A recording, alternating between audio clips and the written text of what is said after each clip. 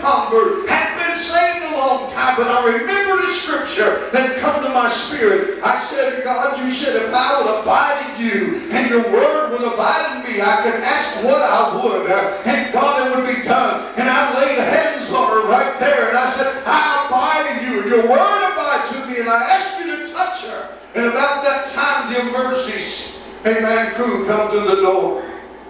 They put her on the cart, and they begin to, amen, take her out. We got ready to go to the hospital. When we got there, Mary Lou, they said, we don't understand it. When the doctor come out, our pastor had come, we called him. Amen, everybody was at the hospital with Brother Kip. They come out, and the doctor said, she's had all the symptoms of a major stroke, but we can't find no evidence anywhere. Amen. She's 86 years old now. Hallelujah. Yeah. See, I want to tell you, prayer will change things if we pray the right way. Amen. See, it's not about being seen. It's not about being heard. It's not about great boisterous words. It's about touching the throne of grace and touching God the Father, because our heart, amen, has touched Him with our spirit. See, they received their reward. As I told you, the Greek word, amen, here is mythizos, which means a pay or a service or a higher reward. They got their reward just by what they got seen in men. But how many knows that God doesn't reward like that? Amen. That's not what God's reward about. But listen, it goes on to say, but when you pray, use not vain repetition. God's not concerned about long, drawn-out prayers where you're saying the same thing time and time again. Amen. God wants you to be sincere with Him, and He'll be sincere with you. And He said, use not vain repetitions as the heathen do, for they think that they shall be heard, or they're much speaking. Be not ye therefore like unto them. See, God doesn't care if you have an eloquent prayer. He doesn't care if you pray on your knees or if you pray standing up. He doesn't care if you pray lay out prostrate. God doesn't care. He doesn't care if you, amen, whisper a prayer or you shout it to Him. I said it doesn't matter, but what God's concerned about is you have a sincerity, amen, to trust Him whenever you're asking Him and praying. And so we need to understand that prayer is something that we need to do, and not just to do it to say we've done it. Amen. There needs to be a time that we go. He goes on to say that in verse 14, he says, for if we forgive men their trespasses, your heavenly Father will also forgive you. But if you forgive not men their trespasses, neither will your Father forgive your trespasses. Otherwise, what he's saying is that if you've got things in your life that need to be taken care of, you can't, amen, take care of somebody else's problem until you take care of your own. That's right. How can you pray for somebody if you got aught against brother or sister? The Bible said if you take your gift to the altar and you offer your gift, you remember that your brother has aught against you, go to him and be reconciled to him. Listen, there's no room for strife and contention and malice and all the things that happens in the church today. There's people walk out of here and go mad every week at somebody, something. Somebody said, you wouldn't think so. Well, yeah. Some of you get mad at me. And you have me for dinner. Not at your house. Come on. See, we got to keep our hearts right, because you never know when you have to pray a prayer. And then something, if you got to pray and repent before you get a prayer through for your mom or somebody, that's in desperate need, or somebody that's in danger. Amen. When they called me last week about my nephew, I immediately began to cry and weep. They said he overdosed and that he wasn't breathing when they took him out. I didn't have time to repent over things. I needed to touch the throne of God. And I wept and I cried before the Lord and I shed tears. See, we had him changed around. We had him turned around. We had him in West Virginia for a long time. He was like one of our children. And I tell you, all of those are like one of our children. But there was a time of desperation. And he called me late the other night, about 11:30. He said, Uncle Denny, I love you. I thank you for praying for me. And I said, Jason, you know what the answer is? I said, you're running from God. Amen. God even had a call on his life. He said, you're running from God. I said, you're not going to find it through drugs. You're not going to find it through alcohol. You're not going to find it through chasing women. You're not going to find it out there in the world. I said, you need to get back in the house of God. He said, I want to get myself in. Now, I don't know if he is or not, but God knows. But I prayed and God spared him. They had to give him 7 Narcan shots. Amen. To bring him through. That's how dangerous that drug is, that they laced it with elephant tranquilizer. And it's killing people left and right. But God showed his mercy once again. Amen. So we got to stay ready in an hour. Amen. To be ready to pray with no hesitation, with us not having to repent. There's a right way to pray tonight. Amen. The Bible says, but thou, when thou prayest, enter into thy closet, and when thou hast shut the door, amen, pray to the Father which is in secret, and the Father which is in secret shall reward thee openly. Listen, you shouldn't just wait for phone calls that say, I got an urgent call. You ought to have a prayer time with God. You ought to have a time set by that's just you and your Lord. Maybe you don't have a prayer closet, but you need a place that you can, maybe it's your car. Amen. Maybe it's, you have a closet or some place to pray. But you need to have a time that you can go in and shut the door, and you need to pray in secret. There's sometimes that I got things to pray with that I don't want anybody else to hear. Anybody ever get like that? It's between me and God. Amen. And he says, pray in secret. He says, your Father will what? Reward thee openly. The word reward here has a different meaning. It's in the same scripture, but there's 2 different meanings for the word reward. I told you the first one is just basically to get acknowledgement or get a reward or the wages for that particular thing. This means, amen, which means to give away. That is to give up, to give back, to give over, to deliver again, to give again, to repay, perform, recompense, render, requite, restore, reward, sell, and yield. Amen. It means the same as what I preached in Luke 6:38. Give, and it shall be given unto you. I want to tell you, there's a place that we can be with God, that the abundance comes our way, that we don't have to live on the little bit of God's blessing, but we can reap the fullness of God's blessing. And I believe that God wants to reward this church in that kind of blessing if we'll only do what God says. He went on in verse number 9. Amen. After this manner, therefore pray ye. And he goes down the Lord's Prayer. And I'm not going to get into that, but let me tell you, if you don't know how to pray, there's some simple steps in that Lord's Prayer that if you begin to start to look at it and begin to open it up, you never come before God just saying, give me. Amen. You ever been around people that they come up to you and they don't greet you, they don't have any kind of salutation for you, they don't have any kind of friendship or handshake, but they just say, give me what you got. Amen. It's like a guy is holding you up with a gun.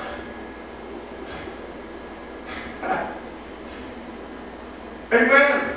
They don't even warm you up, Sister Pam, until they ask you for what they want. At least entertain me a little bit. Help us, God, tonight.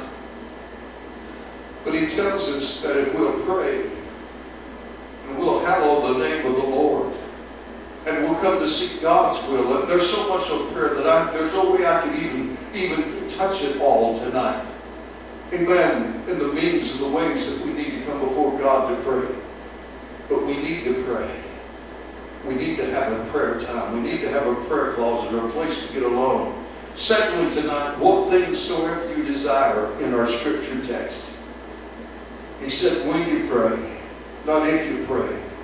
And whatsoever things you desire. Everybody in this place has things that they desire in their life. Everybody's got desires. Amen. I'm not talking about, needs. I'm talking about desires. Anybody in here that doesn't have a desire of something? Amen. We've got a desire. The Bible says in Psalms 37:4, delight thyself also in the Lord, and he shall give you the desires of your heart. Somebody said, God won't give you desires. Yeah, he will. He'll give you the desires of your heart if you're so caught up in Him. If you're so locked up and tied up and tangled up in Him. If you're so sold out to Him. If you, amen, really have given yourself solely to Him. And God knows you. Listen, there's nothing that Abraham could have asked for that God would not have given him. Even David, when David sinned so much against God, he said, I've given you all these things. And he said, if that had not been enough, would I not give you, amen, other things? I want to tell you, God wants us to be abundantly blessed of not only the things that we have need of, but the things that we desire. Amen. Psalms 84:11 says, for the Lord God is a sun and a shield. The Lord will give grace and glory. Amen. No good thing will He withhold from them that walk uprightly. Amen. No good thing will God withhold from those that walk uprightly before Him. But see, God knows our desires. He knows what truly down inside of us. And He knows what some of those desires would do for us. Some of them would take us away from God. But that's why God doesn't allow them. But not only does God know what our desires are, God knows what our needs are. He said, what things soever you desire. Things make up our life. How many's got some things around here? Guy come by looking at that black pickup truck. He wants it so bad. I said, you can have it for so much money. He said, I'm going to try my best to get it. You pray that God will let him get that money. Amen. Because I'll sure enough sell it to him. Amen. And he can have it, but he is so on. You know what? His life's a mess. His wife divorced him and took everything that he had. I mean, everything. Left him. He said, I was left. He said, you talking about a devil since she was a devil. He said, I need to find a good church. I said, right there's one. I said, right here's one. Who knows? I said, we're Protestant Pentecostal folks. Otherwise, we believe in the gifts of the Holy Ghost. We believe in the power of the Spirit. We believe in speaking in tongues. The Spirit gives the other. We believe in running and shouting and having a good time in the Lord when the Spirit moves us to do that. He said, I'm spiritual a little bit of that. He said, I don't mind it. I said, well, come and try us. Right. But see, God sees the things that we have need of. Amen. It says in verse 6 and 8 of what I read to you, he said, for your Father knoweth what things you have need of before you ask Him. God knows what you have need of. Matthew 6:33 says, but seek first the kingdom of God and His righteousness, and all these things shall be added unto you. Listen, if you're walking right with God, you won't have very many needs. Amen. God just supplies them on a regular basis. He feeds the fowls of the air. Amen. And He clothes the lilies of the valley. He said, are you not much better than these? I want to tell you, we're walking upright. You know who has trouble? Those that transgress. The Bible said the way of a transgressor is hard. Somebody said, and it doesn't have to necessarily be sin that you transgress. Just go out and run your credit cards up the sky high. Amen. At 19 and 26% interest rate. Amen. Buy a new car and a new house at the same time and have those bills. And then all of a sudden, amen, find out that you don't have enough money to pay those bills. Find out that the way of a transgressor isn't hard. Yeah. Amen. God knows you need a place to stay, but He doesn't have to be $1 million castle.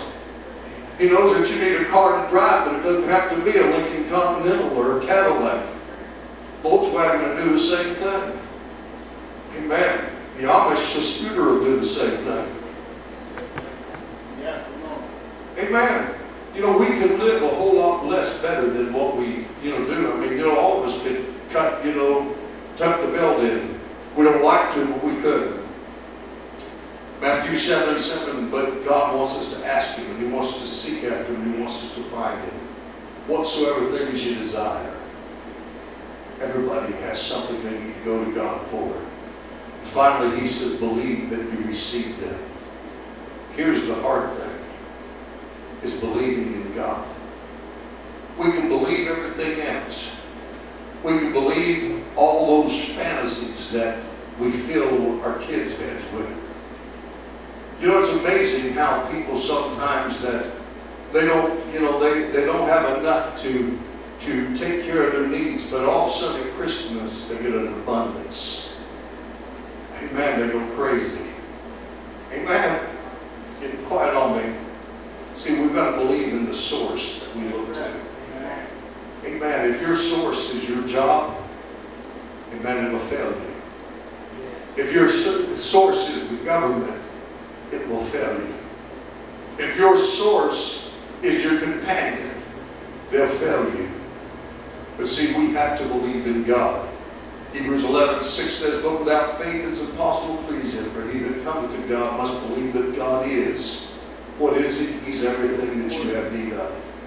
He's Jehovah Jireh, my provider. He's Jehovah Nissi, the banner over me in love. Amen. He's Jehovah Sidkenu, the Lord that's my righteousness. Whatever I have need of, He's Jehovah Raphi, the Lord that's my healer. See, who do we put our confidence in? Amen. Who's our source? And He says He is a rewarder of them that diligently seek Him. Philippians 4:19 says, "But my God shall supply all your need according to His riches and glory in Christ Jesus." Amen. Not all your wants, but all your needs. Amen. Ephesians 3:20 says, "Now to Him that is able to do exceeding abundant above all that we ask or think, according to the power that worketh in us." We hold the key, really. Amen. God don't hold the key. We hold the key. Jesus said, "I give you the keys of the kingdom." Matthew 6:6 says, "Pray to the Father which is in secret. The Father which seeth in secret shall reward thee openly." Amen. God wants to show you off. As they come to the music, I'm getting ready to close. The rewards of prayer. See, prayer can change things. Prayer can change things. Grandma Green was a praying woman. Floyd LaHane's grandmother, one of my favorite preachers. I don't know if he's passed on now or if he's still alive or not. But he talked about whenever he was growing up that his grandma was a praying woman. Her prayer closet was just a little hall closet that they had where they hang coats. She would stick her head and her shoulders in there, Brother Kent, and pray every night before she'd go to bed. He said, "I heard her praying one night saying, 'God, I used the last of the flour tonight for supper. And the potato bin is empty. And the ketchup bottle ran out tonight. And Lord, you know how little Floyd loves ketchup. Lord, I need those flour, and I need the potatoes, and I need the ketchup.' I said, 'Lord, you know that I'm a woman that goes to bed early and rises up early. When it gets dark, I go to bed. When the sun comes up, I get up in the morning. Lord, I need them here. I was seated when I go to bed.' So all of a sudden the Holy Ghost would move on her, and she'd jump up out of that closet, throw the door open, run around the house, shout and praise God, speaking in that different language. They'd get in and get settled down about time, amen, for the sun to go down, and somebody knocked on the door. They said to Grandma Green, 'I was down at the market, and God told me to buy you 50 pounds of flour. Here it is.' Man, she'd have a Holy Ghost benefit. Amen.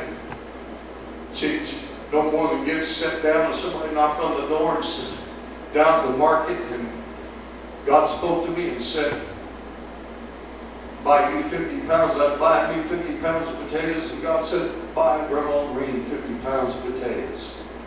He said, 'But here's something funny, and I don't know why, but God said to take her a bottle of ketchup too.' Out the door she went. I want to tell you, we're serving a mighty God. Somebody said God would care about ketchup. Yes, God cares about anything that truly your heart desires as long as you delight yourself in Him. Stand with me tonight if you will. We limit God so much. Do you remember the days, I know some of you do. Do you remember when the days that you had to depend upon God? I know that Brother Johnson and Sister Sue, they come from where I was back down in the hills.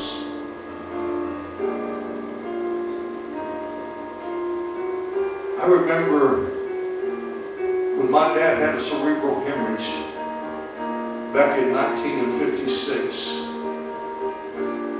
We got some commodity food. We'd get those blocks of cheese and some powdered eggs and powdered milk. And we were glad to get them. We were glad to get them. Because I will tell you, things that got rough. But you know what? I never remember going without. I never remember. Not one time. And you talk to my older brother and he'd let you think that we were the poorest, rottenest people in the world. His memory must be better than mine. But I choose to be like David, Brother Kip. I was young and now old, and I've yet seen the righteous forsaken or seed begging bread. God's taking good care of me. God's taking good care of me. Said Joanne and I've eaten bologna and bread one day and bread and bologna the next day. I want to tell you, it was good times. God still took care of us. We see God do great things. Prayer is essential for our walk with God. And there's rewards for it. Could we, right where we stand, could we just begin to pray and just thank Him? I don't want you to ask Him for anything. Just thank Him for where that He has brought you from. And all the blessings that He's bestowed upon you to bring you to the place that you are now. Don't reminisce about the hard times, the rough times, the times when there wasn't much. Don't even recall those. But just think about what all God's done to bring you to where you are now. And begin to praise Him for it. Father, I thank you for every time you've heard me pray. I thank you, Lord, for every prayer that you've answered. I thank you for every blessing that you have bestowed upon me. Even in times when I didn't deserve it. Thank you, Lord, you brought me a mighty long way. Lord, you've kept us, Lord God. You've watched over us. You've cared for us. We bless you, Lord, tonight for our families, for our children. God, we bless you for our mothers who prayed for us, God. We thank you for, Lord, the friends that you have given us in times of need that have come to our aid and run to our help. We thank you for provisions that you provided, God, when there seemed to be no way. We thank you for hearing us when we cry. Thank you, Lord, tonight.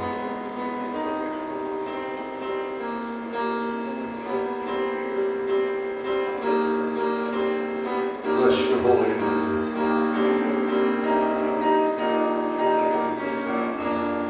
You're here tonight and you need special prayer. We want to pray with you. I feel such an unction of His Spirit in this place tonight.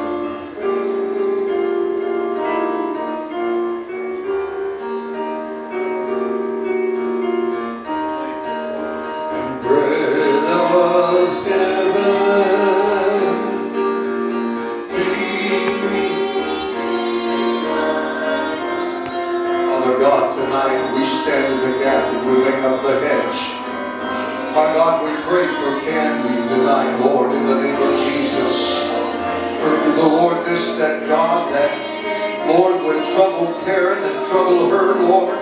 We pray that you would put a hedge of protection about her. My God, to rebuke the devourer that would come against her, Lord. We pray in the name of Jesus that God, as we pray that, Lord, you'll go before her, Lord, I pray. That your shield would go before her to quench the fiery darts of the enemy. Lord, through prayer, God, we know that you are in control. And we claim the victory in Jesus. My God, in the name of Jesus. Hallelujah. Till I want no more.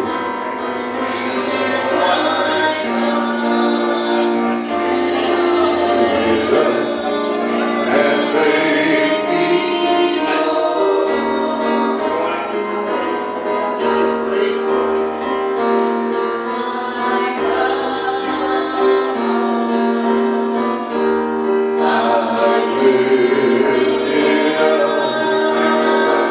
Hallelujah. Thank you, Jesus, tonight.